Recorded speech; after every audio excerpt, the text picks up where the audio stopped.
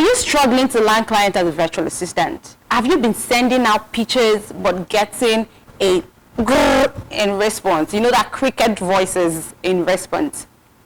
You might be making one of these 5 mistakes that I'll be sharing with you. Hey, Moon lovers! My name is Patience Moon. I'm an experienced virtual assistant and a mentor, and I'm helping virtual assistants grow and land premium clients. And today, I'll be breaking down 5 common mistakes that we virtual assistants actually make when we're pitching. And I'm going to be teaching you how you can now avoid this mistake so that you can increase your chances of getting a yes. So stay with me to the end, and I'll also share a secret tip that has helped me land high-paying clients even when I just, was starting out. Here are 5 mistakes to avoid. Number 1, being too generic. Now, what do I mean by being too generic? Let me give you an example. Imagine you receive 2 emails. Now, the first one says, I am a virtual assistant, and I would love to help you with your admin tax. Let me know if you're interested. And 2, hi, Abraham. I came across your business, and I love what you do. I noticed that you post amazing content, but you may not have time to repurpose your content. I specialize in social media repurposing, and I can help you turn one post into multiple formats to maximize engagement. Would you love to discuss this and, let's see how I can save you time? Now, which one would you respond to? Just think about it. Take a few minutes to think about it. Which one would you respond to? Exactly. So you need to always personalize your pitch by mentioning the business, their specific need, and how you can, provide value. So if your pitch sounds like, what I've actually told you right now, your pitch can be sent to anyone. And if your pitch sounds like the first ones, if your pitch sounds like the first one I actually mentioned, you would get ignored. There are so many chances that you will keep getting ignored. Clients want to know and they want to understand how you can help them get their specific needs. So what you need to do is always personalize your pitch, mention their business, their industry, and how you can help them solve their problems. Number 2, yes, this happens way too much. Overpromising and under-delivering. I'm very sure by what I've just said, you understand. Let me give an example. I once knew a virtual assistant who promised a client that she could, create a website in a week. Now, despite never having even built a website before, she promised this client that she could build a website in a week.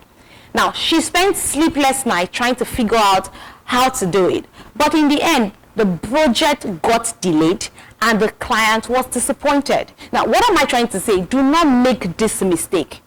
Be honest about your accomplishments, be honest about your capabilities, and set realistic deadlines. Clients will appreciate honesty and quality over speed. Now, what do I mean by that? They would appreciate that you're honest to them. They will appreciate that what you've delivered is of quality value rather than, trying to speed up time.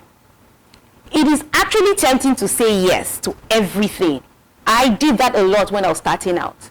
So you could actually say yes to everything when you're trying to land your first client.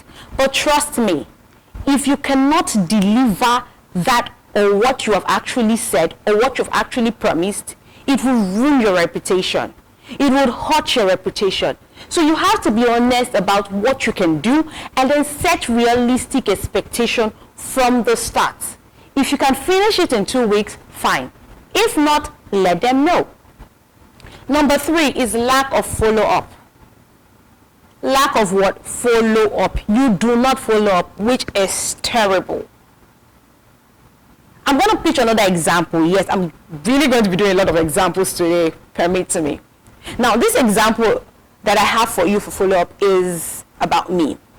Now, I once pitched a potential client and I never heard back. Now, a week later, what I did was I sent a short follow-up email. And I said, hey, let me use Abraham again, sorry. Hey, Abraham, I'm just checking in to see if you had any questions about my proposal. And this is because I've actually sent the proposal earlier on. So this is me doing a follow-up email and say, hey, Abraham, I'm just checking in to see if you had any questions about my proposal. I would love to support your business. And what happened was, within hours, I got a response, I got a reply, and I landed the gig. Now, the thing that happened is many a times, many clients are simply too busy and they need a reminder. So don't assume that silence means no. Sometimes follow up at least once or twice. So sometimes when I want to pitch my businesses, I send the first email, send the first proposal, and then I send a follow-up proposal. Now the follow-up proposal allows me to, ask them if I should send a link to my LinkedIn page, probably to my mini website, which is what I do. So the client's not answering doesn't mean that, it's a no. That silence doesn't mean it's a no. Sometimes they do not see it. Sometimes they're just busy. So many virtual assistants, send one email and they never follow up. And here's the truth. They are busy and your email might just have gotten lost in, their inbox. And a polite follow-up, to that email, maybe a few days or a week later can make all the difference. So follow up today. Number 4, ignoring clients' pain points. So let's say you are pitching to a busy entrepreneur, and instead of saying, I offer admin support, or I do email management, or I'm a virtual assistant, you can say, I know as a busy entrepreneur, you're juggling content creation, you're juggling emails and scheduling, and I can help you take that off your plate so that you can focus on growing your business. Now, have you seen that there's a difference? Do you see the difference? Always highlight how you can help them solve the problem. So rather than saying, I'm a virtual assistant, I offer admin support, say, I know that you're a busy entrepreneur.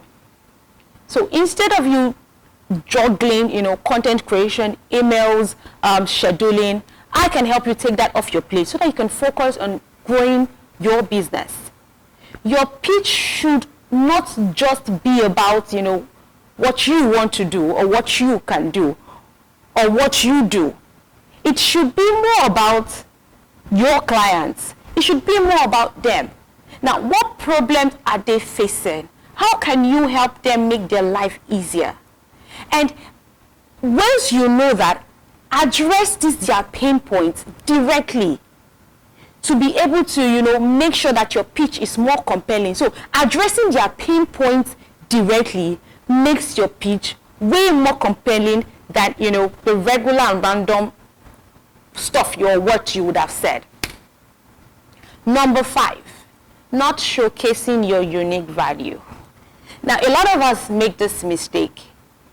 And if you are saying, I am a virtual assistant who does admin tasks, and probably you blend it with thousands of other things like, I know that I make a few errors with that, and I actually did make a few errors with that when I was starting out.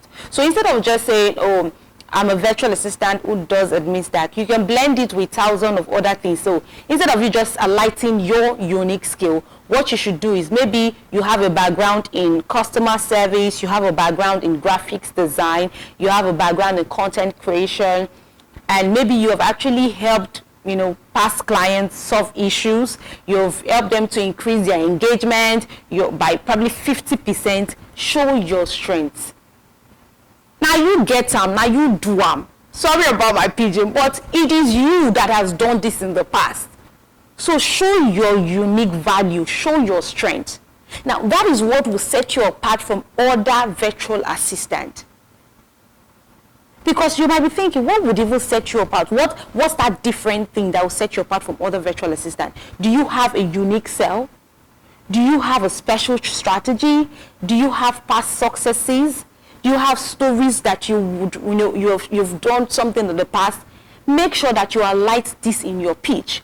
Clients want to know why you are the best fit for them, why you are the best choice for them. Remember I told you I was going to leave a bonus tip? Well, listen, because this is going to be interesting. Always end your proposal, your pitch, anything that you do with a clear call to action. Always end with a clear call to action. Now, call to action is popularly always called CTA. Now, so don't just say, let me know if you're interested. Let me know if you want to go on. That's so shabby. Don't do that. Are you a classy virtual assistant? Instead, you say, I would love to jump on a quick 15-minute call this week with you to discuss your need. Would Wednesday, would Thursday work for you? Now, do you see what I just did there? I'll take it again. I would love to jump on a quick 15-minute call with you to discuss your need. Would Wednesday or Thursday be free for you? Or would Wednesday or Thursday work for you? This gives the client a clear next step. This gives the client a, oh yes, no problem. Wednesday, 12 p.m. works for me. Or rather, oh, no problem. Thursday, 1 p.m. works for me. Now, a strong CTA, that's a strong call to action, increases your chances of getting a response. Because if you leave it, let me know you're interested, you're not going to get a response. So do it this way, and you'll see that you'll get a response. Now, which of those mistakes have you made before? No worries. We have all been there. I have been there. I did that a lot when I was starting out. So we've all been there.